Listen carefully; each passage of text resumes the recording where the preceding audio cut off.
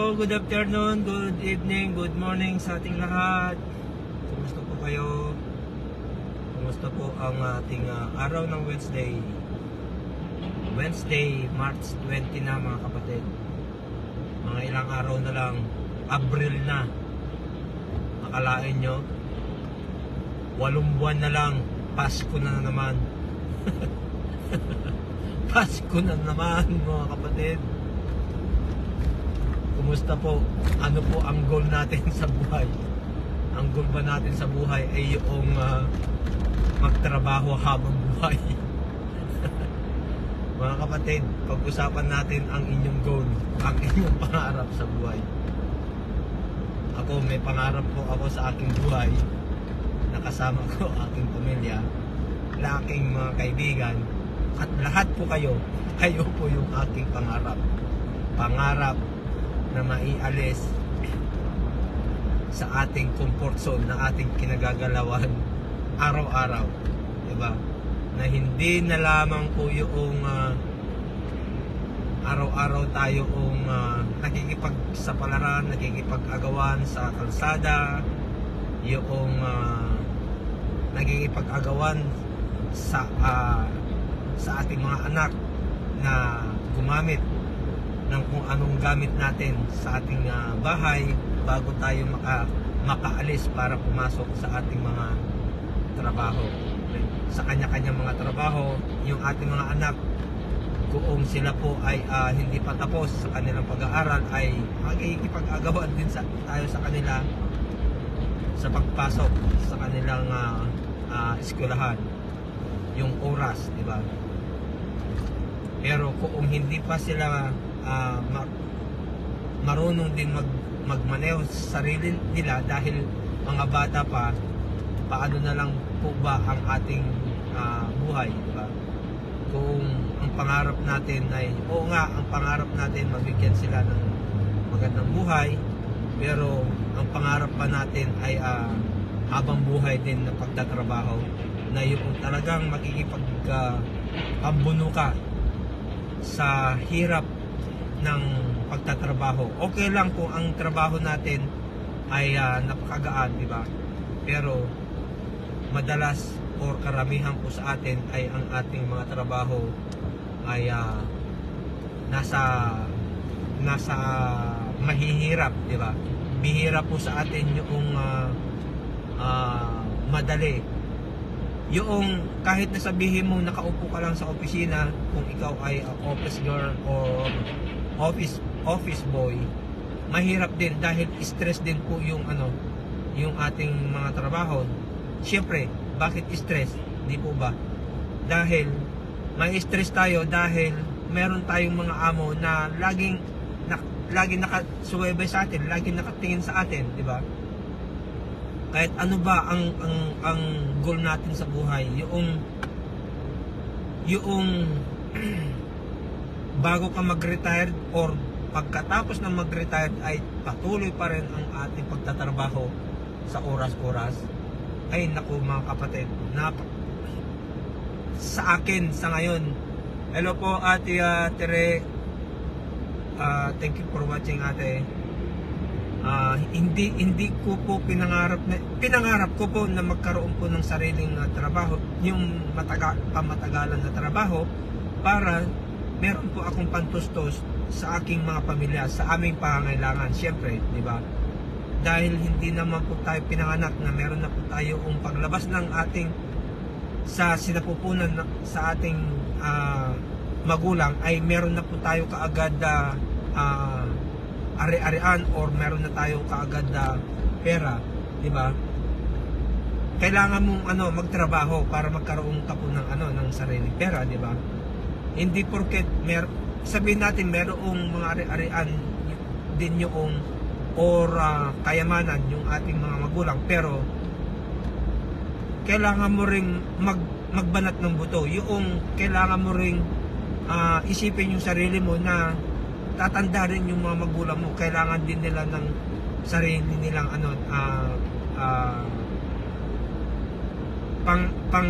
pangtustos sa kanilang sarili kapag yung sila po ay matatanda na, di ba? Hindi po lahat tayo dumidepende sa ating mga magulang. Pero paano po ang mga magulang din natin ay mahinang-mahina na at walang-wala na? Sinong magsusuporta sa kanila? Siyempre, tayong mga anak, di ba? Tayo, hindi natin responsibilidad yung tumulong sa mga tao, pero kapag nakikita mo naman yung tao na kailangan niya ng suporta at meron ka, bakit hindi natin sila tulungan, di ba?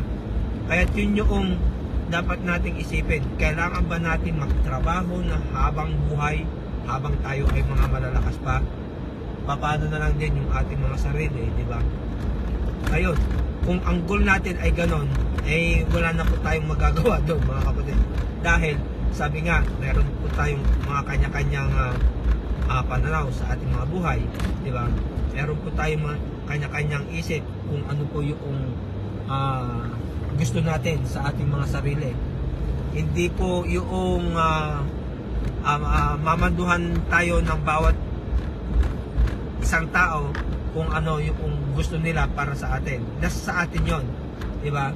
Pero ang masasabi ko po, kung ang pagtatrabaho na lang ang ginagawa natin sa araw-araw, paano natin ma-enjoy yung ating pagtanda, di ba? Mahirap din naman po yon. Kaya kailangan isipin po natin yung kung ano ang kailangan natin gawin para sa ating mga sarili. Yung kunin po natin, isipin natin, yung mangarap ka. Sa akin, gusto ko po magkaroon po ng sariling business na habang na patuloy na pagkakitaan habang ako ay nandoon sa bahay, kasama ko yung pamilya ko, kasama ko asawa ko, pagtanda namin, saan kami magpunta. Yun po yung goal ko, yung magkaroon po ng sariling business. Bakit business ang gusto ko? Nag-retire ka na, gusto mo pa rin i-stressin yung sarili mo? Kapatid, meron pong way na pwede kang kumita habang nandun ka sa bahay kasama mo ang iyong asawa o pamilya. Meron po. Ito nga po yung sinasabi namin sa inyo. Kahit ito nga po, sinishare po namin sa inyo yung goal namin, yung nakuha namin sa aming mga pangarap. At ito nga po yung tinatamasa po namin, yung aming mga pangarap na kailangan din namin pong i-share po sa inyo. Ngayon, sa inyo na rin po kung gusto nyo pong sumunod or magbago or kumuha, isipin yung inyong pangarap sa buhay. Hindi lang po yung puro trabaho. O nga, magtatrabahoin mo rin yung business mo dahil siyempre sarili mo yun, di ba? Pero kapag yung wala ka talagang pangarap sa buhay, ay mahirap po yun. Paano natin mabibigyan ang magandang kinabukasan ng ating mga pamilya kung wala kang pangarap, di ba? Pangarap mo bang ang mga anak mo ay ganun na lang yung trabaho nila, or maging mas matindi pa doon sa iyong pinagdaanan mula nung ikaw ay bata pa hanggang sa ikaw ay tumanda, hanggang ikaw ay hindi pa nagre-retire, or kahit nag-retire ka na ay nandoon ka pa rin sa comfort zone ng inyo na kinagagalawan mo araw-araw mula nung ikaw ay nagtrabaho o ano man ang ginagawa mo ngayon. Mga kapatid, isipin na natin, umpisa na natin, hindi pa huli ang lahat na gawin natin or kunin natin, i-set aside natin yung ating mga pangarap para sa ganun ay mabago naman yung takbo ng ating buhay. Okay? So, yun po ang ating gawin.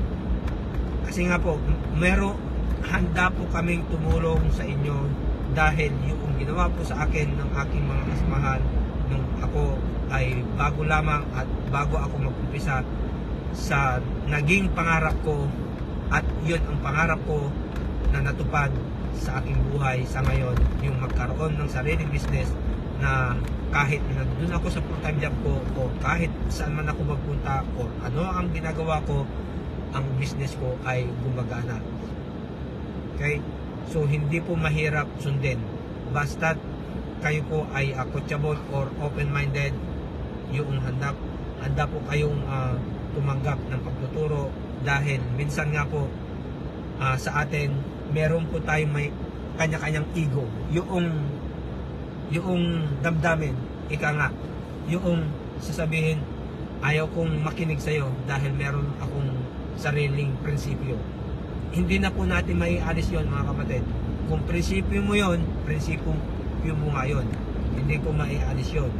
Pero kung ikaw naman ay talagang handang tumanggap ng pagtuturo or yung ituturo nila sa'yo, yung mali, di ba? Eh, napakaganda po yun. Yun po yung sinasabi pong goal sa ating buhay, di ba? Kaya hindi pa po huli ang lahat, mga kapatid. Nandito lang po kami, handang tumulong sa inyo. Sama-sama po tayo. Sabi nga, kung merong pagkakaisa, makakamit natin ang tagumpay. Pero kung hindi ka makipag-join or hindi ka makisama sa kung sino, paano mo makakamit ang tagumpay na iyong inaasam. Diba? Kailangan makisama ka, bagay, mga ganon. Isang tabi mo lang po muna yung ating mga ego. Huwag muna natin isipin na meron po tayong ego. Isipin natin na gusto mong or gusto nating makamit yung ating mga pangarap sa tulong ng ibang tao, di ba? Saka mo na lang iisipin yung ego na yan kapag yung ikaw ay successful na. Di ba? Baguhin natin yung way ng ating pamumuhay sa ngayon sa pamamagitan po ng digital. Di ba?